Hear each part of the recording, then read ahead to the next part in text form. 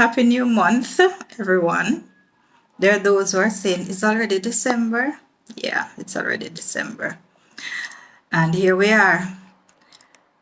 I saw something in the Gleaner today that triggered me. And I knew I had to talk about it here. Now, there's this individual, Jamaican business owner, who is in a quandary, for want of a better situation, a better word. And this relates to his 1 billion. Yes, I said billion with a B. $1 billion that the Bank of Nova Scotia has chosen to block from him. Now, according to the article in the Gleaner, the gentleman is in shipping. Now, shipping is a multi-billion-dollar industry. I know this because I'm in the cruising business. And one of the largest container shipping companies in the world, MSC, ships worldwide. Boy, somebody need to help me with these glasses, cause is it that my face is losing weight? I hate it. When I lose weight, my face gets slim first. Anyway, why are we talking about my face and my glasses? Yes, so MSC also has a fleet of amazing ships, but we're not talking about shipping in terms of cruising. We're talking about the whole container side of the business and the fact that this gentleman has both personal and business accounts with the Bank of Nova Scotia, Jamaica Limited.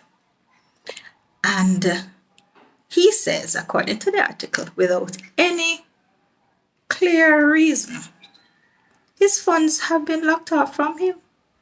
But not only have the funds been locked off from him, the bank continues to allow deposits, and this has been going on for 2 whole months. So now, him shipping business is in absolute disaster, jeopardy. You can imagine you have your goods to clear, you have your agreements to pay for, and the money tie up. You not tie it up enough, the bank tie it up. Now, one of the people in the comment section, which is where I get all of my entertainment from, the comment section people say, one lady said, the banker try to borrow it from him skillfully. So that's why I can't get him money. But this became of interest to me because over 15 years ago, I had an encounter with Scotia that left me trembling, I say trembling. No, this is not no little matter, this got lawyer involved. And you see, them versus me, who you think win? I would love to say it was me, but hey, I can't say anything, right? So, my story was one, in brief, where as my business transitioned from sole trader to a limited liability company, for registration purposes, there was a laundry list of things that had to be secured. And for you to be deemed compliant, you needed to fulfill everything on the list. Now, one of the things on the list was a business bank account. And because I had been a loyal Scotiabank client, both in Jamaica and in Canada, I'm telling you, I start bank with Scotiabank from about 1992. Some people never even born yet. It's so funny because I still remember my first account was 1128. You can imagine? So, it's a long time I have account with them. If your account has only 4 digits, yeah, a long time I have account with Scotia. And so, in the process to becoming compliant with the governing body for my organization. I had to open this bank account. You have to register with company's office. You have to have a myriad of things. So I got to the stage now where we have the two business bank accounts, one in JMD and one in USD. Because say we sell travel and everything for us is quoted in USD. So on this particular day, I had a depositor going to the branch to deposit funds to, I don't know, one of the two accounts or maybe both, because those were the days when we really transacted a lot in cash. We're talking over 15 years ago. No, so long? No. Anyways, not 15. It's some time ago. 2015, 16?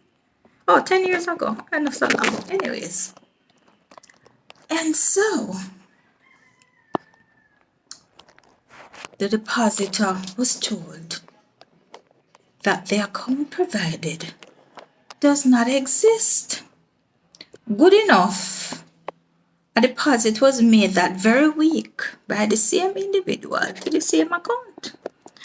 So a quick call to me caused me now to call my business banker. Because I said, no man, the teller must see you or something wrong with the system.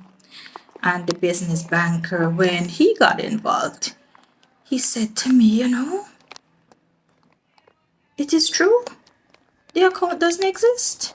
So I said to the business banker, well, my brother, you need to explain this to me now because you opened the account. Say yes. So he delved into it and launched an investigation. One that soon turned up the results that the accounts were closed. So of course my question was closed. If me open my account, I'm assuming I'm the one to close it and I never closed it. So what happened? The discussion led us to discover that upon discovery that the accounts were opened and the regulatory body for my organization, which is in tourism, had published a list of people who were compliant, and the entity on record was not on the list. They took it upon themselves to close the account, just like that. When I got the business banker on the phone with the officer in charge of preparing the list of compliant entities, the gentleman said to them, this is after me and him have a discussion, an officer from your compliance or whatever them call it department called me, in fact, and asked generic questions about steps to becoming compliant in this entity, this organization. And I provided general information. They also asked specifically, so is this listed company compliant or not? He said no. They did not ask, are they on the way to being compliant? Because you can't compliant until you have all the things in place, including the banking requirements. He pleaded the case. He begged for mercy. And Scotia said, sorry, he can't. So, after much ado, the company had an attorney write the bank. Meeting so we began bad. Them not even respond to the attorney letter. All them do is acknowledge receipt. And I know it was received. Because funny enough, I may deliver it. And it was stamped. And it was received by none other than a childhood friend of mine's wife, who at this point was heading up the branch. Hey, we're small, And so the girl go on like, so she not even know me. Because in her pompous position as branch manager or assistant branch manager, I don't know what was her position by now. Because when we upset, we're not even interested if you know who you be no more. I tried to appeal to her as a leader, as a businesswoman, as my friend wife. Better me there talk to myself. But the story does not end there. When I tried to secure the funds, in other words, when I tried to get back the money, because I say, okay, the accounts are closed, where is the money? I was told, oh, managers' checks were created for the sum total of the amounts that were in both accounts. I said, okay, good. May I have them? Oh, they were placed securely in a vault, and only person X has access to that vault. Unfortunately, person X is not available to deliver these checks to you.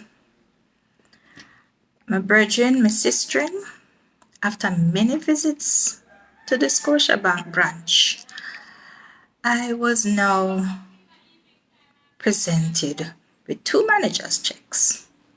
One in the sum total of USD and the other in sum total of JMD. Mark, is the clients their money for pay for them holiday. So me a panic because me now like hold on to people money because money money is money. And once people pay them money, them trip book. Right? Right. But if me not pay it over to the entities, the trip don't book. Okay, fine. I said to the business banker, who by now had the checks in his possession, okay, let me go downstairs and transact these checks for cash, because me never given a checks and me need cash to negotiate the business. The gentleman said, oh, there is a little problem. So I said, what's the problem? The checks were written in the name of the entity. You cannot cash them. And I was like, okay, so what is going to happen? He said, oh, just take it to another bank that you have a business account at, and you can transact them. Mark, when you go to another bank in Jamaica with another smart check, they have their own rules, even if it's a manager's check. Well, needless to say,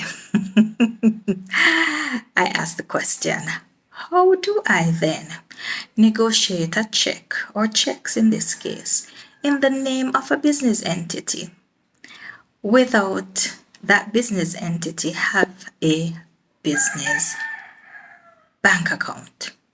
You were the first place that we were establishing this account, and you have taken that ability away from us. What do we do? Do you know that Scotiabank told me, said them don't know? But they can hand me the check and I must sign over for it. This is where I inhale and exhale deeply, because I was going deep, deep, deep down into my Jamaicanness to just tell them how it go. But thank God for training. And so I was able to skillfully navigate the process and insist that them close the account. They took cash out of my account. Me no business how the check become cash. Them need to give me cash. So of course it was on me badding them up and standing up to my 5 feet 2.5 inches to make them understand, say me nah left here without my money, that I was able to walk out of the branch with a substantial amount of cash, feeling very insecure, and skillfully moved it to another entity. But yes, I share the story because the what's the word now? The impersonal manner in which the banking sector in Jamaica handle people, you'd never believe, say, it is the people's money that the bank has access to, that they are able to use to offer all of their financial products. Before people's money, the bank don't have no money. So, I close with my story. But this is me lending my voice and saying, Scotia, the man say, he want back him money. $1 billion. Sorry, Jesus. I hope I've not been saying 1 billion. 10 billion dollars. $10 billion have been locked away from this man, a businessman, a father, I assume, a family man. I can imagine him probably out the road now after beg gas in car and going to the Sky Juice man for go beg one juice and probably have got credit one bottle of water because Scotia hold on to him $10 billion. The better than that. No, Scotia, we not have to do better than that. Hope you like my wig. Yes, on the fine, I would say. The girl needs to have a little more sense and know so there is a thing called wig. So the crazy hairdo on camera, those have got to go. If I want y'all to start spending millions and billions with me, I need to look a little more million and billion, like, not true. So this is the new and improved Sherry. And you know Sherry has lots to say. Ciao for now.